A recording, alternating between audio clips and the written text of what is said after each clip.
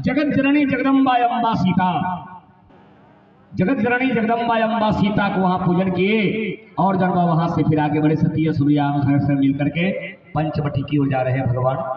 हाँ, सुतीक्षण आश्रम पार करते हैं। आप लोग कहोगे बाबा जी बड़ा तेजी से कथा कह रहे हैं, तो कथा न जाने की फिर कल भीड़ होगी तो जनवा समय जनवा भगवान की इच्छा से होगा या नहीं होगा। हम मात्र आधा घंटा कथा कहने के लिए आए हैं, क्योंकि हम तो यहाँ के हैं। बाबा जनवा रामलीला वाले लोग आए हैं, तो इनको समय क्यों ये किया जाएगा। तो चले पंचवटी।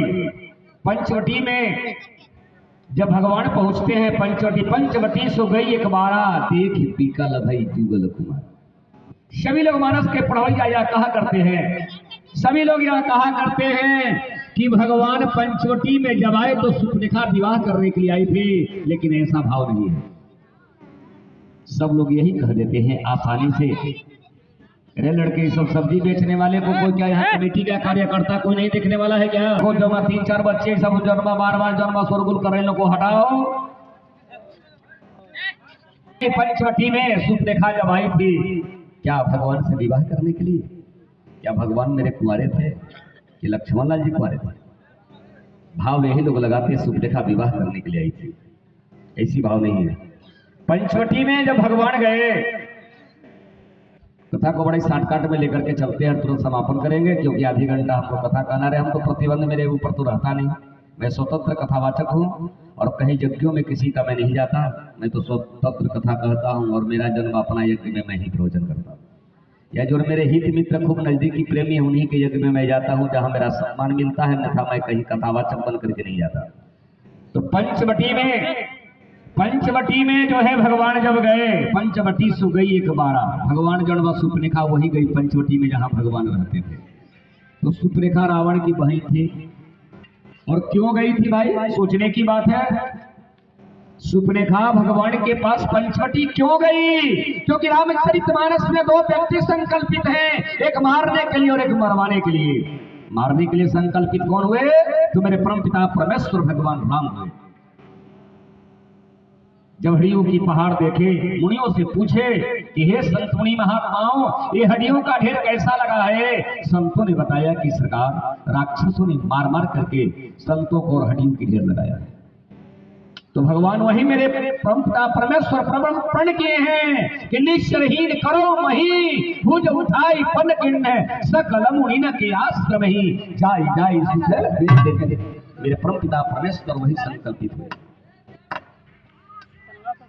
हेलो, जो है मेरे परमपिता परमेश्वर जो है संकल्पित हुए मारने के लिए, मरवाने के लिए कौन संकल्पित हुई मानस में, 2 ही व्यक्ति संकल्पित। अरे शोरगुल क्यों कर रहे हो आगे बैठकर, जो ना खड़े होकर के। कमेटी के कार्यकर्ता को शोरगुल ना करो, तुम्हें शोरगुल करना चले जाओ मंदिर के पीछे। अब जो है परमपिता परमेश्वर तो संकल्पित हुए निशाचरों का वध करने के लिए, लेकिन जो मारने के लिए संकल्पित है और मरवाने के लिए संकल्पित कौन है। संकल्पित मात्र मानस में 2 ही हुए हैं, एक मारने के लिए और एक मरवाने के लिए। मारने वाले तो मेरे परमपिता परमेश्वर भगवान राम है। इनको भगवान कहते हो। भगवान का अर्थ क्या होता है, किसी भगवान कहते हैं। भगवान का अर्थ ही होता भक्त जोरवान। भगवान भक्त से जो परे उसे भगवान कहते हैं। भगवान कहीं गर्भ में नहीं आते। मेरे परमपिता परमेश्वर जन्मा है, अखंड है, अनादि है, गर्भ रहित है, गर्भ में नहीं आते। चाहे कृष्ण या अवतार को उठा करके देखो, भगवान कृष्ण भी गर्भ में नहीं आए। इतिहास उठा करके देखो, मेरे भगवान राम गर्भ में नहीं आए। अंतर है कि मेरे भगवान राम 12 कला से हैं और कृष्ण 16 कला से।